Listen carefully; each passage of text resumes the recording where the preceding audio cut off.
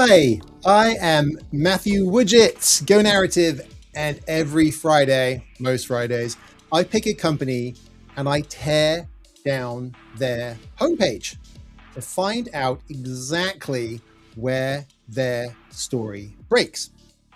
Today, it's Upbound, based in Seattle, 30 people, $69 million raised. They build on Crossplane, which has been downloaded over 100 million times. This is a legit company with some real tech and a homepage that does something I see constantly. Where does the proof on the page that we're going to look at today belong to a different argument? Let's go. When Upbound made the call about where their market is going, they put it at the top of the page. This is pretty common. Maybe you've done it yourself. Then a customer asks, what's it worth?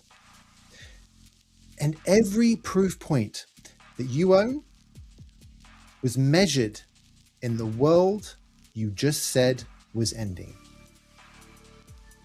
Are you following? So when we make a call about where the market is going and we place that in that premium position above the fold at the top of the page, we are inspiring a customer to question it, to ask what it's worth. And if we then put every proof point and have that measured in the world that we said was ending, that is looking backwards. That means we're telling a future story and we're justifying that with a different one when we end up getting into the conversations with our customers. Remember, what goes on the website and what gets said in the call with the prospect, these we want to align so that everything is pulling in the same direction. And as a founder, if you're the only person who's got both of those elements in your head at the same time, that becomes a factor that works against having everything aligned and pulling in the same direction. Let's have a look at Upbound. Here is the Upbound website. Infrastructure platforms for the AI era. That's the future statement that we're talking about. Now, what we just talked about, that disconnect between a future we're promising and the details that end up getting talked about, when that happens, that's a decision leak. That means you as a founder has made a decision and you expect your team to follow your lead with that decision and to use that decision to shape what you say. If that doesn't happen, that is a leak.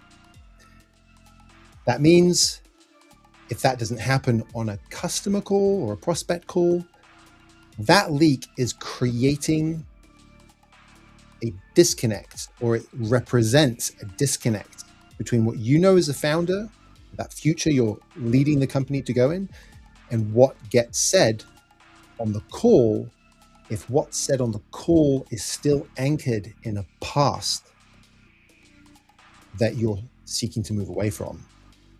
Decision leak. The page here makes a bet, and then somewhere else on this page, it quietly takes that bet back. Doesn't make a big deal of it. It's not because of any nefarious scheme by somebody in marketing to say something different on the web page below the fold. It's not because anybody lied. It's nothing being motivated out of a bad place. It's because the person who wrote the promise and the person who collected the proof either never sat in the same room or had conflicting information. If you're in a room where you get a mandate, and then after that, you get a positioning framework that is different, that creates the same break as if you had never been in that room in the first place. And as a founder, whether you're in the main room, the marketing room, the website room, if you're in all those places, you know that you can keep everybody beating to the same drum. And that might work at 15, 20, 30 people. But at 30 people, 40 people, 50 people, can you be in the same room? Here's another way of looking at this. Think of a dinner table. Somebody sets a place for a new guest. I've told your kids, set the table. The chair is pulled out, the napkin's folded, and then everything out of the kitchen goes to the people that were already sitting there. This is the late addition to the holiday meal, somebody that turned up maybe a bit later than everybody else. And so we're setting that place for this new guest. We're setting them up with the chair, with the napkin, right?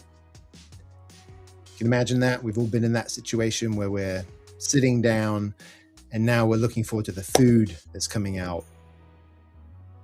What happens if we don't get any of that food? Not great.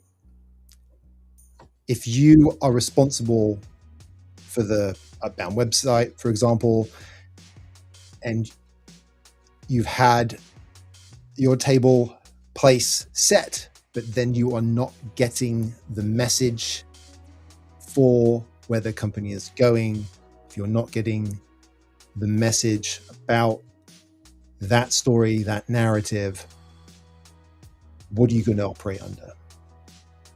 You're going to want to do the best job possible. You're going to look to that positioning framework. You're going to hunt down the comments on the Slack channel. What we're talking about here is a break. It's a leak. So that is never making it to the person, just like the dish is never making it to the table.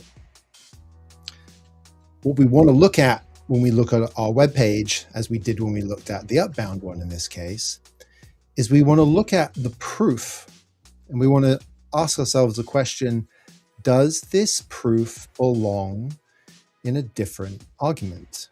Does it belong in a different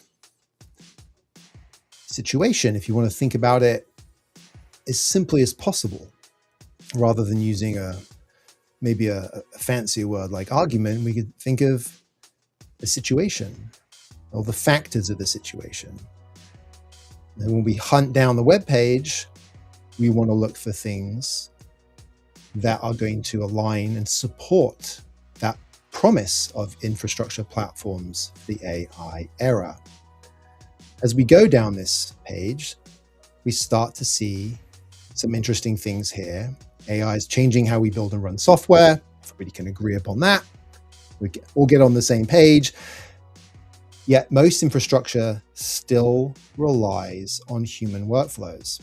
Okay, we're still with it, right? We're still nodding in agreement with this situation, right? With this argument.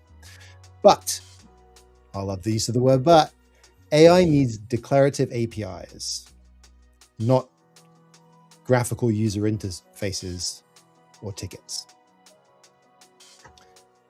That's a hard, specific, exclusive bet that's being made. Agents are the user now. If it's not GUIs, not tickets, if it's this API, that's the agent is the user. Upbound are framing tickets as the enemy. Nobody wrote this sentence by accident. This is very intentional. And the hinge, as we look at this receipt, as we look at this evidence, as we look at the words that have very intentionally been chosen to be on the site here, look at the words, the three words I want you to look at here. Intelligent control plane. Intelligent control planes. What is intelligent doing in this sentence? It's holding that seat. It's holding the seat where the proof needs to be. It's an adjective standing in for evidence that hasn't been revealed yet or hasn't arrived yet. Intelligent control plane. Now, if we scan further down the page, we find something else interesting. 98% reduction in DevOps engineering costs. Every number on this page measures a human getting more efficient. SRE efficiency, DevOps costs, developer hours. The page bets on agents, but then pays out to humans. Read these numbers and ask one question for each. What or which one did an agent do? Let's have a look. 30% increase in SRE team efficiency. Did an agent do this? Outbound control planes handle 100 times more resources. Did an agent do this? Maybe. 98% reduction in DevOps. We've already touched on that one. Don't think so. 99.98%, very specific, faster deployments. Did an agent do that? Maybe. If your headline names a new buyer, let's go back up to the headline here. If your headline names a new buyer, at least one number on your page has to belong to that buyer. And clearly so, to connect the dots, to help the person who is consuming the information move in the direction that you are seeking to get them to move in, to agree with you and to follow that argument. One number, you can test it on your own page in a minute. Go ahead and fire yours up now and start scrolling through it. Find the boldest claim about who you are for, and then go find the proof and ask who it came from. Setting the place at the table isn't the hard part. Anybody can fold a napkin. The kitchen is the hard part. The risk being, if you didn't invite them, then you decorated around them. And that's why we want to make sure that the promises that we're making, we're keeping. And today we've talked about that being these numbers. It's the promise and then all of the things that come to support that promise. So look at your homepage. What does it say that you are for right now? Now, look at your proof. Who is the proof from?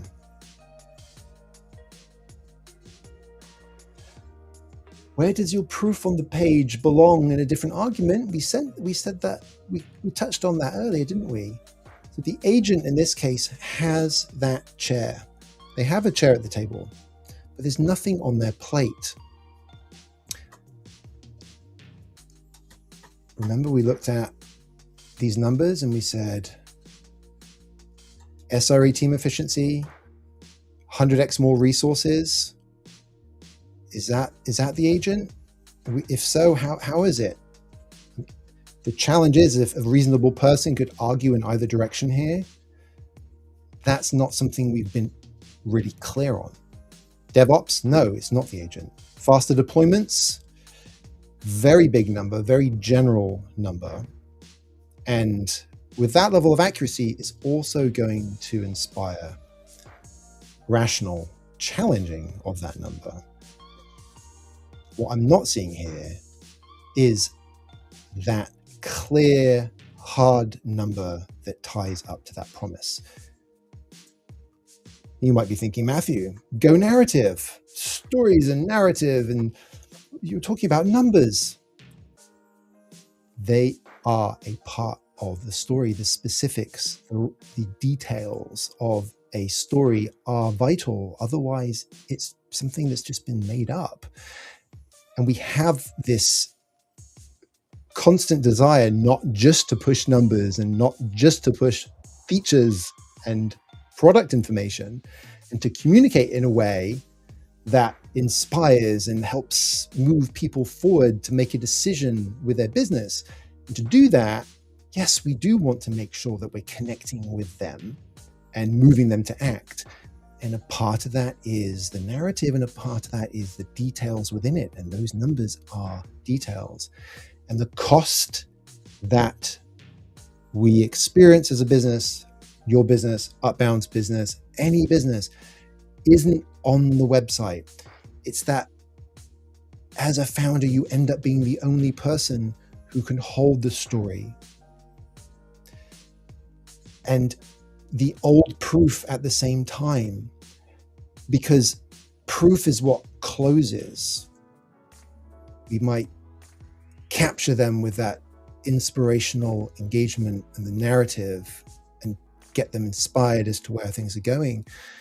And your reps pick the proof, they pick the numbers because that's what helps them close. Therefore, if those are disconnected on the website, that is a symptom that they're disconnected at the core of the company. And if you as the founder aren't in the room to communicate that whole picture, the reps will default to the tool that's going to help them close. So the bet that you made at the top of the page, the bet that you made at the offsite, that you made sure the whole company understood, when push gets to shove in the trenches, what are the reps going to reach for? And when they reach for that proof, and if that's all they reach for, you need to make sure that that proof connects to and supports what you as the founder know you want this company to be doing. That is a simple, practical break. That's what decision leak is. So what I want you to do is I want you to find out where your page does this.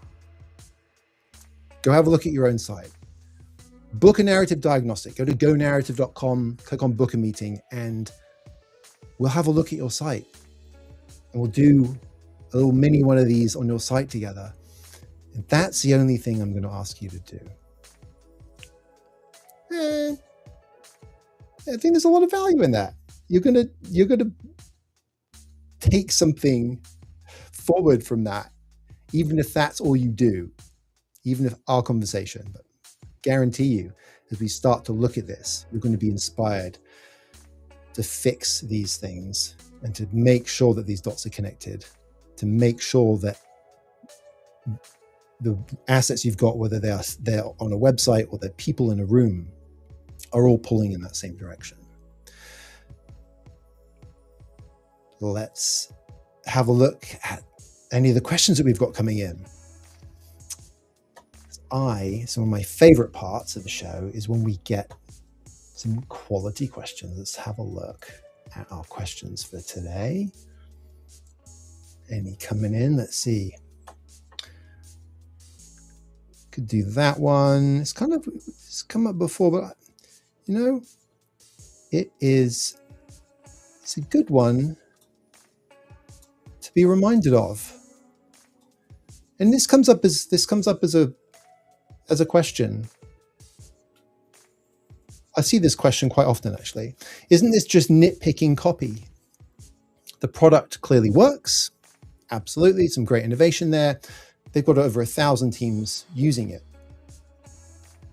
Both things can be true. Both things can be true and are true. The product works and the page is arguing for something that the product hasn't proven yet. And to be in that situation is okay. How we go about handling it is going to affect the outcomes. 1,000 teams is proof that people have adopted it. It isn't proof that an agent did anything. That's the gap. That's not a copy problem. The choice about copy on the website becomes a Russian roulette at that point. Maybe it ends up working, maybe it ends up not working. If all you're doing is focusing on making better copy. You need to root that copy in a truth. The belief that you as a founder have, that you want the company to have, that you're seeking to have this market believe in and follow. And that is absolutely okay. Product can work, you can have adoption, but that specific question about copy, that isn't going to solve if you have the break that we've been talking about today. Okay, next question here. Why is both humans and agents wrong? Seems smart not to exclude anyone. Ooh, not to exclude people or things. I love this type of question. Seems smart not to exclude anyone. This makes me think of the decision-making by committee, where we have to make everybody happy. And in making everybody happy, we do not follow the direction that we're trying to go in. That makes me think of that. And it's not wrong as a fact in this case, but it's weak as a guiding light or a headline. A headline is a decision about who reads the next line. When you say both, or you try and cover both bases, you're not putting anybody first. You're not there to serve anyone. So the risk that you have is people assume it's for the other one. You can have both in the product, that's fine. Every single product in the world that's ever existed has had things and been capable of things and has properties that nobody ever talks about, even if they are super important. And that means what we're talking about here is as much a agreement of what we're not going to say as an agreement of what we're going to say. We'll often hear the term guardrails. I like to think of it as agreeing to limit what our focus is so that we can put everything into that focus. And by putting everything into that focus, we can make sure that all the things we're saying and doing are all pulling in that same direction.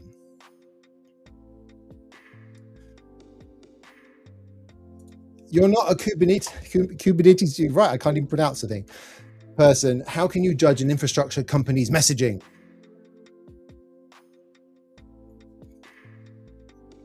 This comes from a category of questions of the business versus the tech person, which I've heard for time immemorial throughout my tours of duty at Intel and Microsoft, and product marketing and brand marketing, and working with the field, working with TSPs, SSPs, working with account executives, working with engineers, working with product development. And it seems to come from the same ilk of questions.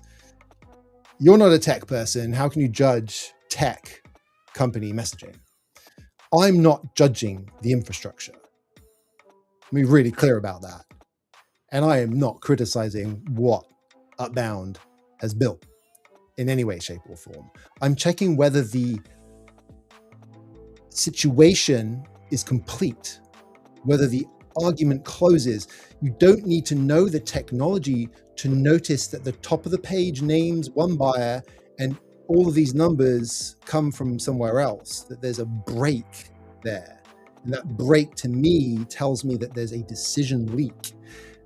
That's a reading test. And if a smart outsider or semi-smart outsider can't follow the argument, that is a data point, because most of the people who have to repeat the story are not engineers. Most of the people who have to remember what you want them to remember and repeat it to tell somebody else, to get somebody else interested, they are not engineers. This goes back to, it can be in the product. That doesn't mean it's going to be on the top of the web page or the first thing that comes out of the founder's mouth when they're standing in front of an audience. If you can't follow what is being said, if it can't be repeated, it's not going to travel. If it doesn't travel, it won't spread. If it doesn't spread, the people that need to support that decision will not be able to support it, let alone the concept of referrals and the concept of viral or network effects. It needs to travel.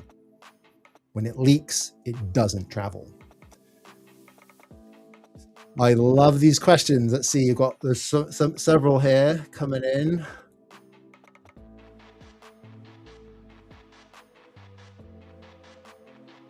Let's see. We've got time for another couple. Oh, this is a good one. I like this one. Who owns fixing this? Me, marketing, or sales? I'm going to read me as founder, if that's okay. And I'm going to say you, and not because marketing can't write it. Your marketing team could be super creative, able to churn out all sorts of fantastic concepts and materials and final, beautiful creative copy. That's not what we're talking about. We're not saying they're incapable. That's not what we're saying. We're saying this is not a writing task. It's a decision. And somebody has to say who we're for right now and carry the consequence of the people that excludes. And then marketing executes that decision. In today's age with AI and using AI to help us either as a thought partner to come up with thought concepts or as a editor to help clean up what we've created, that falls into that same category of not because it can't be written, not because you can't churn it out in whatever approach you take. It has to be rooted in those decisions. It's why right now this concept of a knowledge layer is so big in AI, because people are sick and tired of having to repeat themselves, and making sure that everything is aligned with your Claude projects and your ChatGPT projects and your Gemini projects and your knowledge bases and your resources and your wikis, and any changes being propagated, and making sure that all of your company's foundation of what you say is utilized in the appropriate way. I literally came across one of these today. We had AI using one of our agents that taps into a bunch of our resources to generate some draft content for us, and it kept coming back with this wrong statement. And when we troubleshot it, we found that different AIs were looking at these two different parts of this one document, and they were combining the two halves of the same part, and it ended up being a statement that sounded true, but it was completely false. And it was, not only was it false, it sounded terrible as well, the way that it was written, probably because of the error that was happening.